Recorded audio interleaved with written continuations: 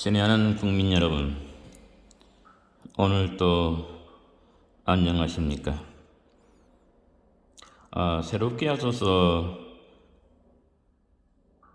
규장에서 출판한 책을 여러분과 함께 나누고자 합니다.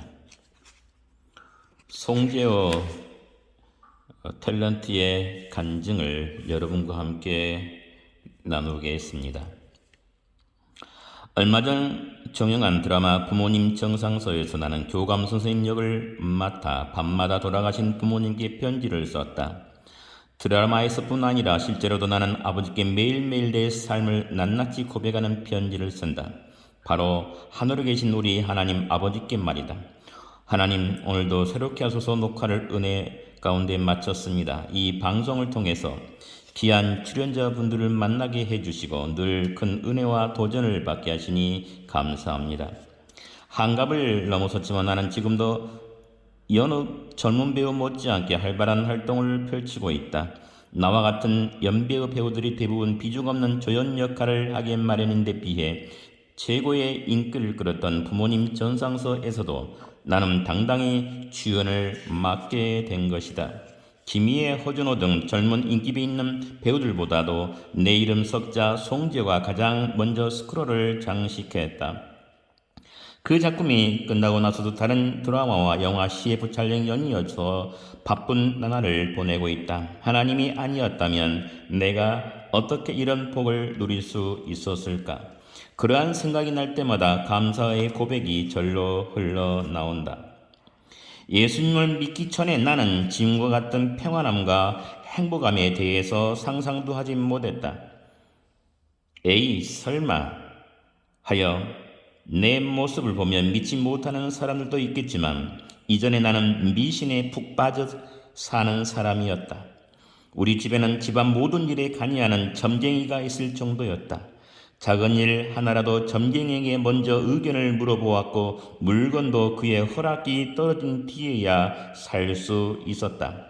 우리는 점쟁이의 말이라면 팥으로 매주를 쏜다 해도 믿었다.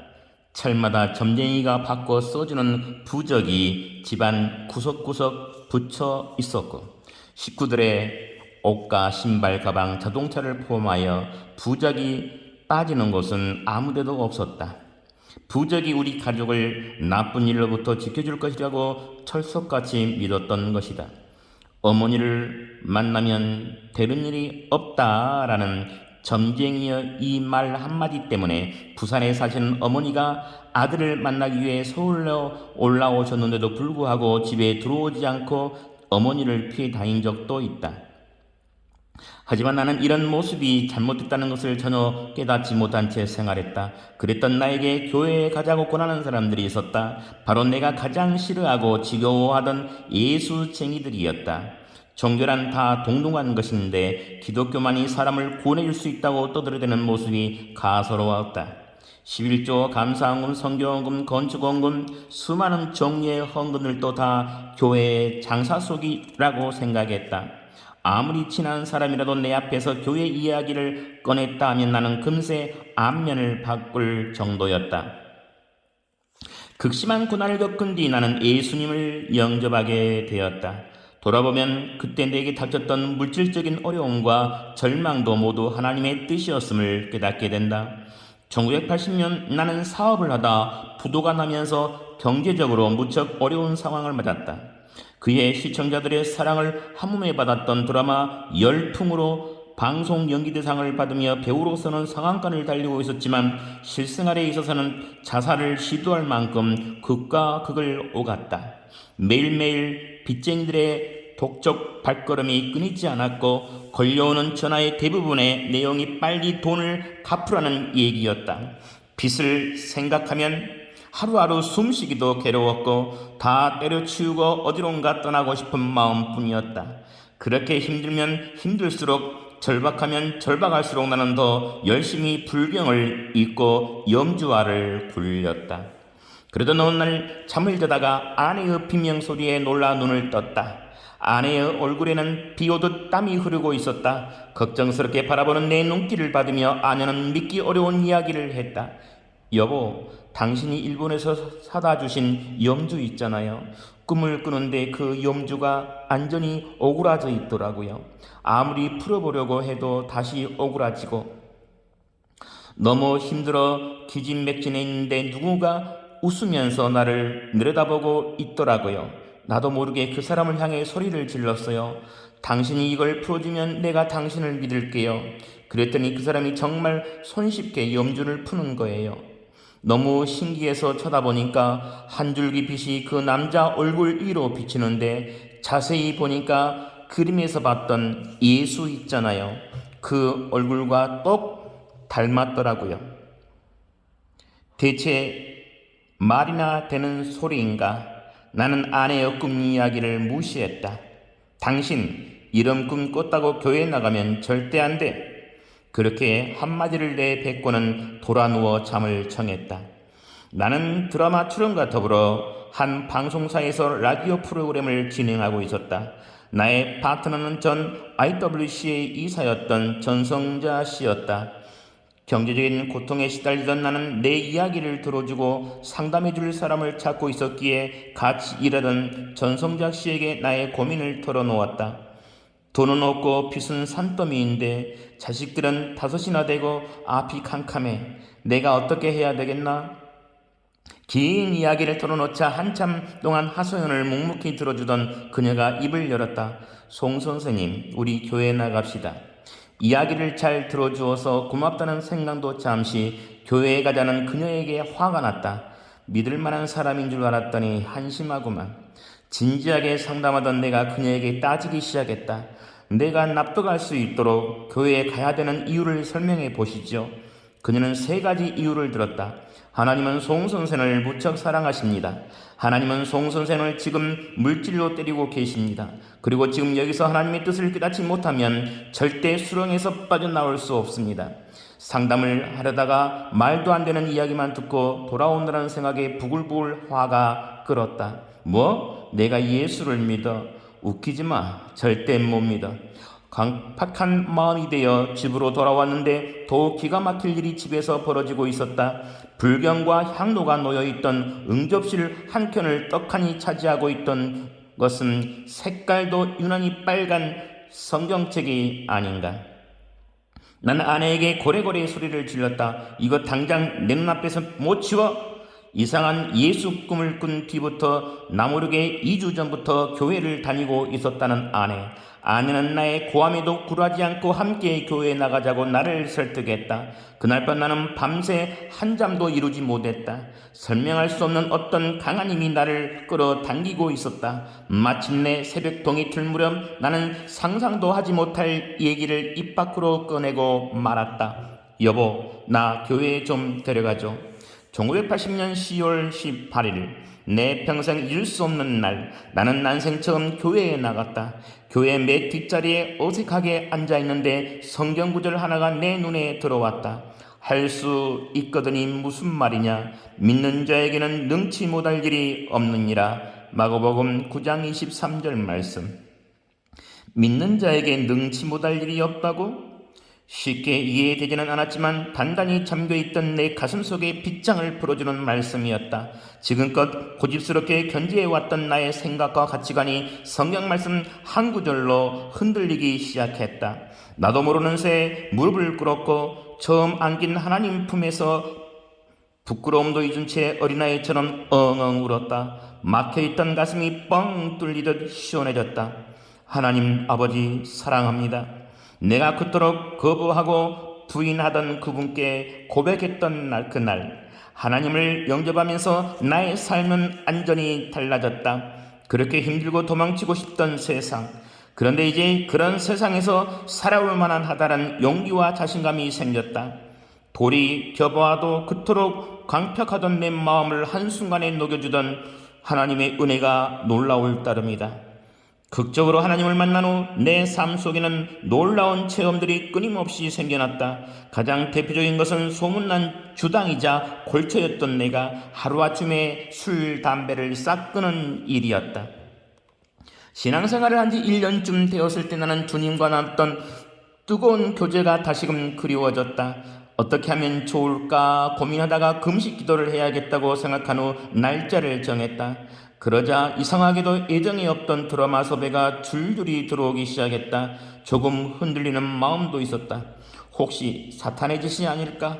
그러한 생각이 드는 순간 나는 모든 유혹을 뿌리치고 기도원에 들어갔다. 막상 한 번도 와본 적이 없는 기도굴에 들어서자 막막해졌다. 회개를 하긴 해야 할 텐데 어떻게 해야 하나? 방법을 몰라서 어슬렁거리며 돌아다니는 나를 보고 어느 전도사님이 방법을 알려주었다. 매점에서 공책을 사서 생각나는 모든 죄를 자세하게 적은 뒤에 그 죄를 낱낱이 잊고 용서를 구하고 다시 죄짓지 않게 해달라고 기도하라고 했다. 나는 전도사님이 시킨 대로 했다. 어린 시절 친구의 지우개를 훔친 죄까지 포함해서 내가 지은 모든 죄를 깨알같이 기록하기 시작했다. 내 죄가 이렇게나 많았던가. 두꺼운 공책 18장을 다 채우고 나서야 펜이 멈춰졌다. 나는 기도굴로 돌아와서 내가 지은 죄들을 큰 소리로 읽고 기도하기 시작했다. 옆에서 들리던 모든 성도들의 기도 소리에 눌리지 않으려고 더 크게 주여 애치며 열심히 회개했다. 그렇게 시간이 흐르자 어둡던 구란이 환하게 지고 무겁던 마음도 구름 위에 떠있는 듯 가벼워졌다. 기도굴의 문을 열고 나와서 바라본 세상은 이전과는 전혀 다르게 보였다. 기쁜 마음으로 나오듯 기도원을 내려오자 차를 가지고 온 아들이 나를 기다리고 있었다. 거듭나긴 했지만 아직 예습관이 남아있던 나는 사흘 동안 참았던 담배를 피우고 싶은 생각이 들었다.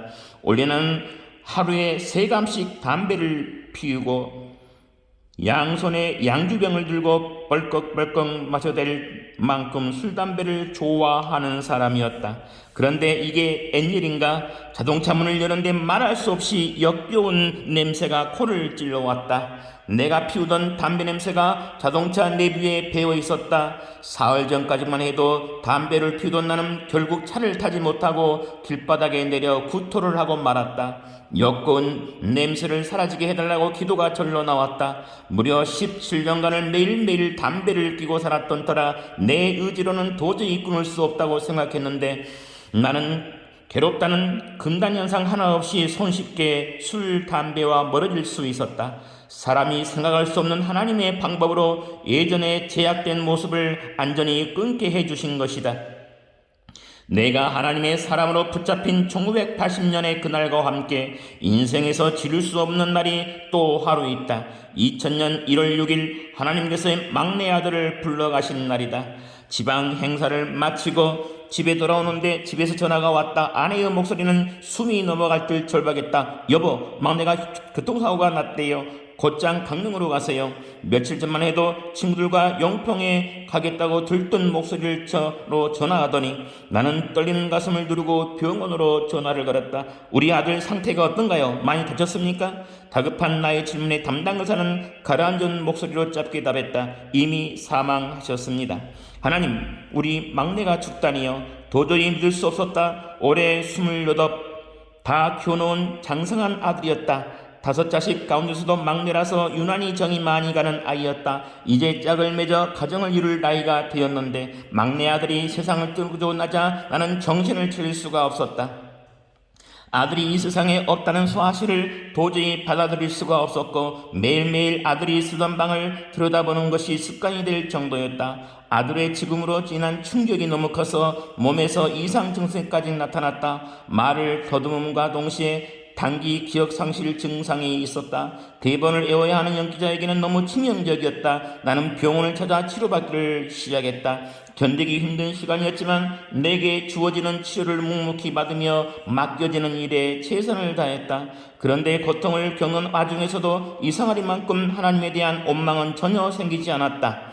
막내를 데려가신 하나님의 뜻은 무엇일까?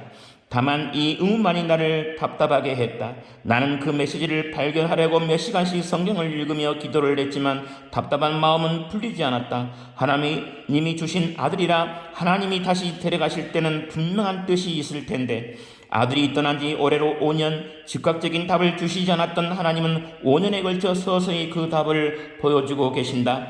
부끄러운 이야기지만 우애가 좋지 않았던 나의 자녀들이 막내의 죽음을 아픔으로 겪으면서 주님 앞에 회개하고 모이기 시작한 것이다. 서로 위로하고 걱정하고 챙겨주는 가정에서 이제는 그 어떤 가정보다 우애 좋은 형제들이 되었다.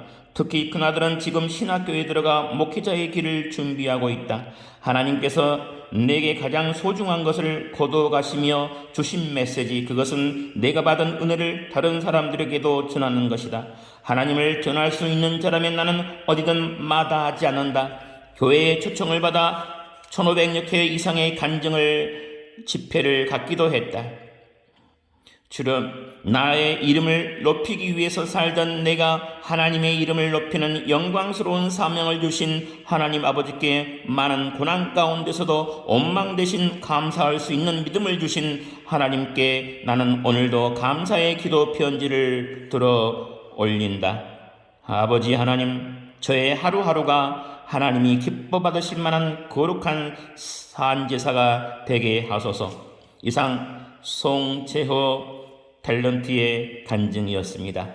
다음 시간에 뵙겠습니다. 주정환이었습니다. 감사합니다.